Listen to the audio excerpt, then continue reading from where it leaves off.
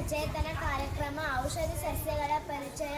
ಔಷಧಿ ಸಸ್ಯಗಳು ಎಂದರೆ ಕಾಯಿಲೆಗಳನ್ನು ಗುಣಪಡಿಸಲು, ಆರೋಗ್ಯವನ್ನು ಸುಧಾರಿಸಲು ಅಥವಾ ಚಿಕಿತ್ಸೆ ನೀಡಲು ಬಳಸಲಾಗುವ ಸಸ್ಯಗಳು. ಇವು ಸಾವಿರಾರು ವರ್ಷಗಳಿಂದ ಸಾಂಪ್ರದಾಯಿಕ ವೈದ್ಯ ಪದ್ಧತಿಗಳಲ್ಲಿ ಆಯುರ್ವೇದ, ಯುನಾನಿ ಬಳಸಲಾಗುತ್ತಿದೆ ಮತ್ತು ಕೀಟಗಳು, ಶಿಲೀಂಧ್ರಗಳಂತಹ ತೊಂದರೆಗಳಿಂದ ರಕ್ಷಿಸಿಕೊಳ್ಳಲು ಸಸ್ಯಗಳು ಉತ್ಪಾದಿಸುವ ರಾಸಾಯನಿಕ ಸಂಯುಕ್ತಗಳನ್ನು ಹೊಂದಿರುತ್ತವೆ. ಅರಸಿನ, ಅಶ್ವಗಂಧ, ಅಮೃತಬಳ್ಳಿ, ಗುಳುಚಿ ಇವುಗಳ ಉದಾಹರಣೆಗಳಾಗಿದ್ದು, ಆಧುನಿಕ ವೈದ್ಯಕೀಯದಲ್ಲೂ ಇವುಗಳ ಸಂಶೋಧನೆ ನಡೆಯುತ್ತಿದೆ. ಔಷಧಿ ಸಸ್ಯಗಳ ಮಹತ್ವ. ಪ್ರಾಚೀನ ಬಳಕೆ. ಪ್ರಾಚೀನ ನಾಗರಿಕತೆಗಳಿಂದಲೂ ಇವುಗಳನ್ನು ಚಿಕಿತ್ಸೆಗೆ ಬಳಸಲಾಗುತ್ತಿದೆ. ನೈಸರ್ಗಿಕ ಮೂಲ. ಇವು ನೈಸರ್ಗಿಕ ಉತ್ಪನ್ನಗಳಾಗಿದ್ದು, ಆಧುನಿಕ ರಾಸಾಯನಿಕ ಔಷಧಿಗಳಂತ ಸುರಕ್ಷಿತವೆಂದು ಪರಿಗಣಿಸಲಾಗುತ್ತಿದೆ. ಸಂಯುಕ್ತಗಳು. ಸಸ್ಯಗಳಲ್ಲಿರುವ ಗ್ಲೈಕೋಸಿಡ್ಗಳು, ಫಿನಾಲ್ಗಳು, ಡೆನಿನ್ಗಳು ಮತ್ತು ಆಲ್ಕಲಾಯ್ಡ್ಗಳಂತಹ ಜೈವಿಕ ಸಕ್ರಿಯ ಸಂಯುಕ್ತಗಳು ಔಷಧಿಯ ಗುಣಗಳನ್ನು ಹೊಂದಿವೆ. ವಿಷಯಗಳು.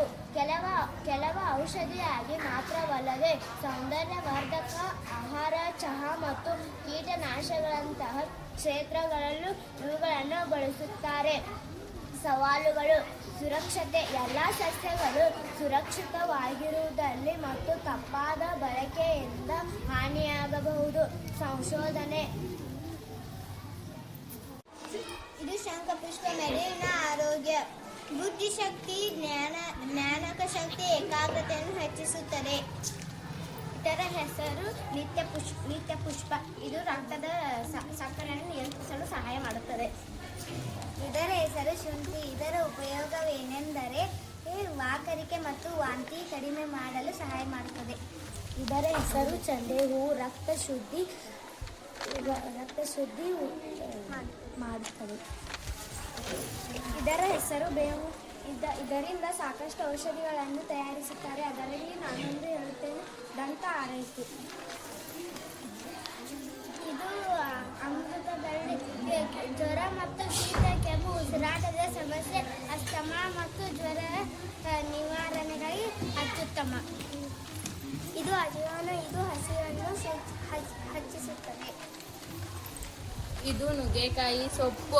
ಹೃದಯದ ಆರೋಗ್ಯ, ಕೊಲೆಸ್ಟ್ರಾಲ್ ಮತ್ತು ರಕ್ತದೊತ್ತಡವನ್ನು ನಿಯಂತ್ರಿಸುತ್ತದೆ. ಇದು ತುಳಸಿ. ಜ್ವರ ಮತ್ತು ಕೆಮ್ಮು, ಶೀತಗಳನ್ನು ದೂರ ಮಾಡುತ್ತದೆ. ಅಲೋವೆರಾ. ಚರ್ಮದ ಆರೈಕೆ ಮತ್ತು ಗಾಯಗಳನ್ನು ಗುಣಪಡಿಸಲು.